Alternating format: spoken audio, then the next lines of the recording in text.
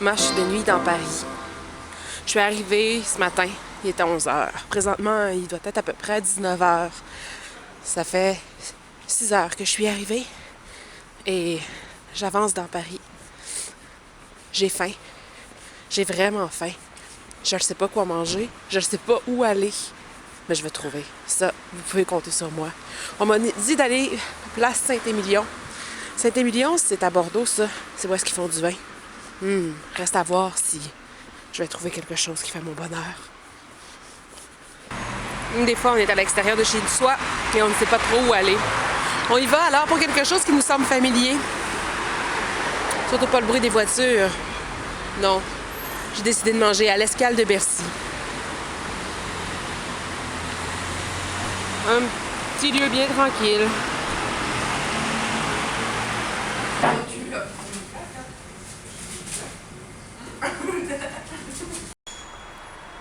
Il y a plein de surprises qui m'attendent ici. Des choses qui sont vraiment pas pareilles comme au Québec. Un petit feu de signalisation. Voyez la grosseur. Pas plus gros que ma main. Minuscule. Moi, si j'étais en voiture, je passerais tout droit. Ah, c'est, la lumière est verte. Je vais continuer mon chemin. Le stationnement à Paris semble être un enjeu de choix. Ici, d'un côté, nous avons l'équivalent du Bixi, qui est le Vélib. On peut voir ici sur le petit icône. Eh bien, le stationnement n'est pas toujours évident. Et certains automobilistes sont prêts à faire bien des sacrifices pour pouvoir stationner leur voiture. Évidemment, il y a, à première vue, le stationnement très serré. Ici, nous en avons un magnifique exemple. Imaginez l'automobiliste stationné ici. Voyez-vous l'espace entre chacune des voitures? Ici, en arrière, il n'y a même pas 10 cm. Et en avant, peut-être un pied. Alors, propriétaire de voiture noire n'aura pas d'autre choix que de heurter les véhicules avant et arrière. Mais un autre phénomène de stationnement, le stationnement au milieu de la rue. Vous voyez bien les voitures qui passent à gauche, les voitures qui passent à droite et les voitures qui sont stationnées au beau milieu de la rue. Quand même. Beaucoup de créativité ici. Alors, nous voici sur le pont de Bercy. Ce qui m'impressionne le plus ici, c'est la vitesse à laquelle l'eau coule. C'est vraiment impressionnant.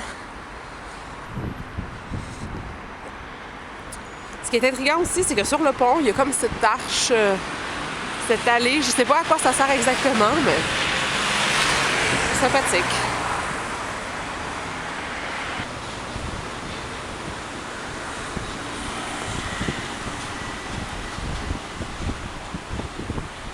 Finalement, j'ai découvert à quoi servait cette arche. Ben, ce double pont.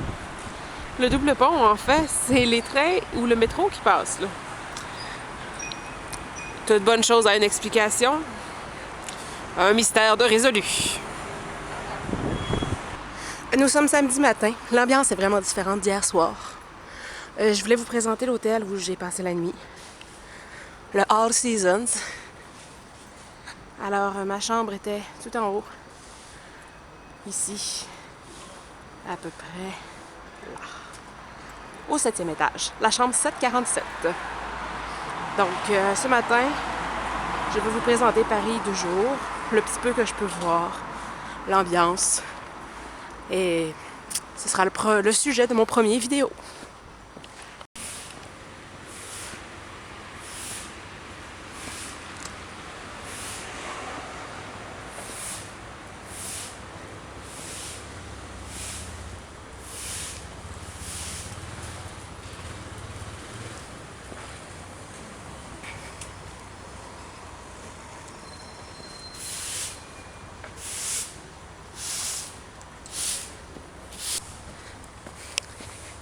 Allons voir maintenant la place Omnisport, qui est tout près de l'hôtel.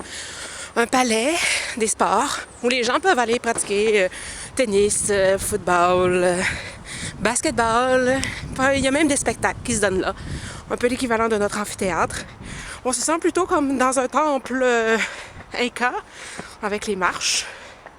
La forme un peu pyramidale.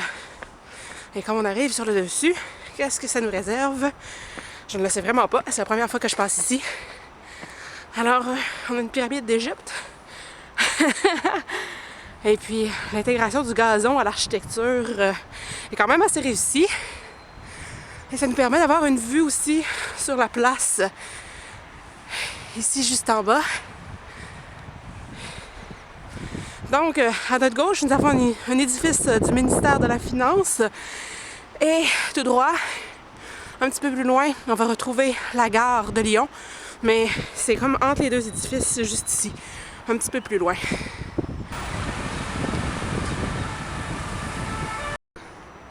Alors maintenant, j'aimerais vous offrir un autre point de vue sur le palais Omnisport, où on voit encore très bien l'intégration du gazon. Et en même temps, je voudrais vous présenter quelque chose qui m'apparaît comme vraiment étrange et que je n'arrive pas à m'expliquer. Donc, voici une espèce de sculpture ou une fontaine. Je ne sais trop, mais j'aimerais avoir vos commentaires là-dessus. Qu'est-ce que c'est?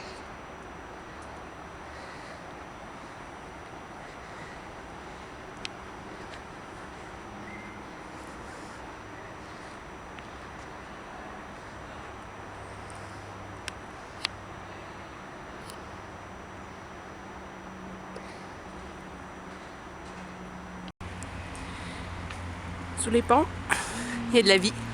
Je viens de l'apprendre à mes dépens. Je viens de voir l'autre revers, le jour, la nuit. Je vais garder une certaine distance pour ne pas non plus les déranger dans leur quiétude.